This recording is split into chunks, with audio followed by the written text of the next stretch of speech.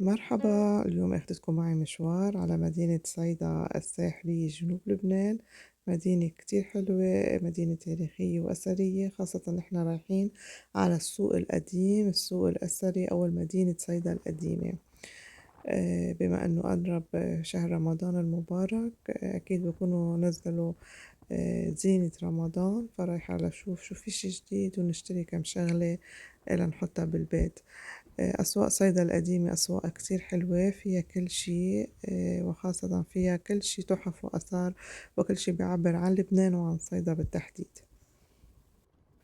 تعتبر مدينة صيدا من أهم المدن اللبنانية على الساحل، فهي مهمة من بعد بيروت وطرابلس.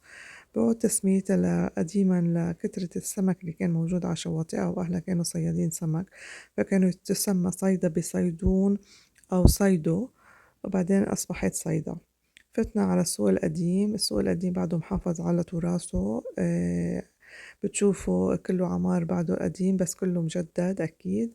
في محلات في بتبيع تحف وآثار، أشياء بتعبر عن لبنان، وهلأ منزلين أشياء عن رمضان. كل موسم أعياد بنزلوا أشياء بتعبر عن العيد. هلأ في عنا رمضان، فمنزلين أشياء كتير بتعبر عن شهر رمضان.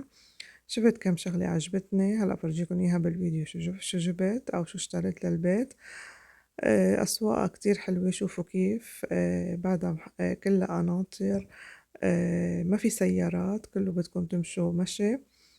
في محلات دهب، في محلات خضرة، في محلات حلويات، في محلات ألبسة، فيها حمام، يعني كله، بس الحمام والخان والقصورة كلها متاحف متاحف سياحية للسواح بيجوا بيزوروها. كان فيها خانات، فيها خان الصابون، فيها حمام جديد، فيها جوامع. آه، مدينة كتير حلوة، بنصحكم لما تيجوا على صيدا إنه تفوتوا على السوق القديم. شوفوا كيف بعدها محافظ على تراثه، على عماره، على حجره. كان الجو شتا، بس هيدا ما بيمنع إنه في ناس عم تشتري، في سواح، خاصة إنه كان نهار أحد. هنا حمام جديد، هيدا حمام صار متحف أثري. بتفوتوا تتفرجوا على الحمام قديمة كيف كان بسعر رمزي. كل هالدكاكين فاتحة بتبيع، وأسعارها أرخص من برا. كلها بعدها محافظة على قناطرها. مدينة صيدا مدينة قديمة جدا، يعني عمرها تقريبا 6000 سنة تقريبا، وهي من أقدم المدن اللبنانية الفينيقية. بالرغم من هيدا الشي بعدهم أهلها ساكنين بقلب هيدي البيوت اللي عم تشوفوها. هون ملك القطايف أشار حلو، ببيع قطايف كتير طيبة بصيدا، لازم تجربوه لما تروحوا. وهيك خلصت زيارتي على مدينة صيدا ووقفة على شاطئ صيدا الحلو، وهنرجع على البيت وفرجيكم هلأ شو جبت اشياء حلوة منحطها ومنزين فيها ترحيبا بشهر رمضان المبارك. هيدول كتير دارجين بالسوق، في منهم عدة ألوان مخمل على شكل قمر مكتوب عليهم رمضان كريم. منحط فيهم مثلا معمول أو تمر أو فواكه مجففة. بيجي معها كمان هيدا الطربوش، هني بيجوا طقم مع بعض.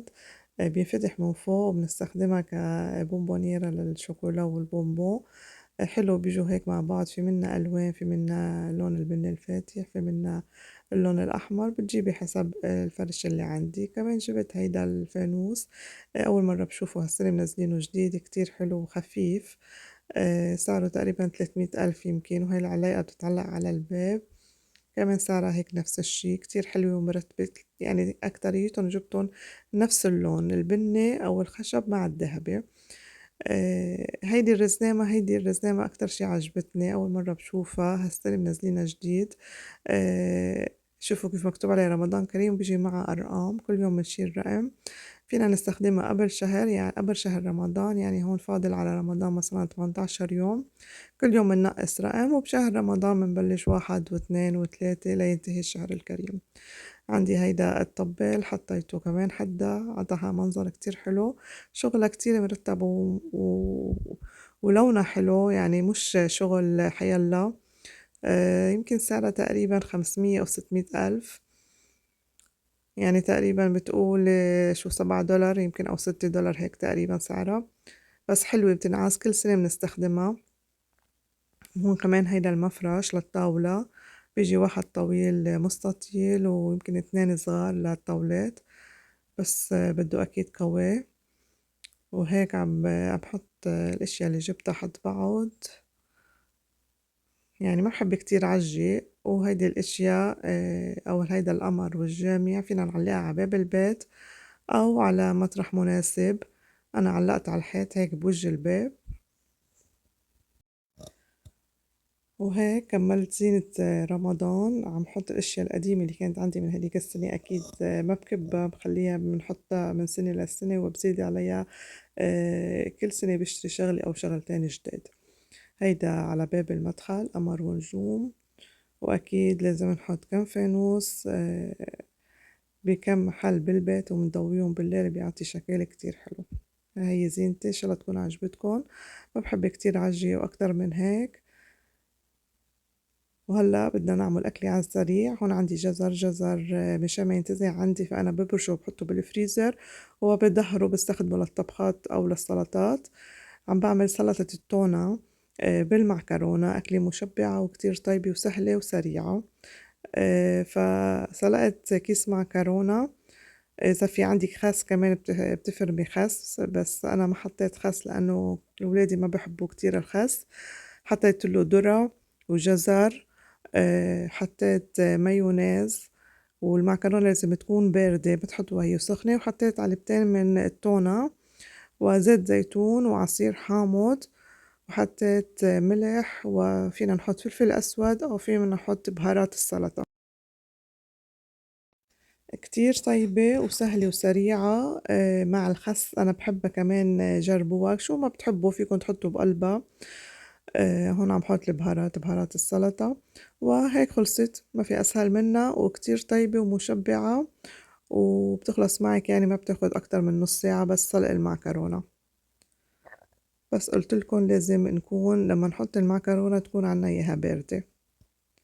وهيدا الفيديو لليوم إن شاء الله يكون عجبكم. فرجيتكم كم فكرة لشهر رمضان، لزينة شهر رمضان. إذا عجبكم الفيديو لا تنسوا تعملوا له لايك واشتراك، وباي باي.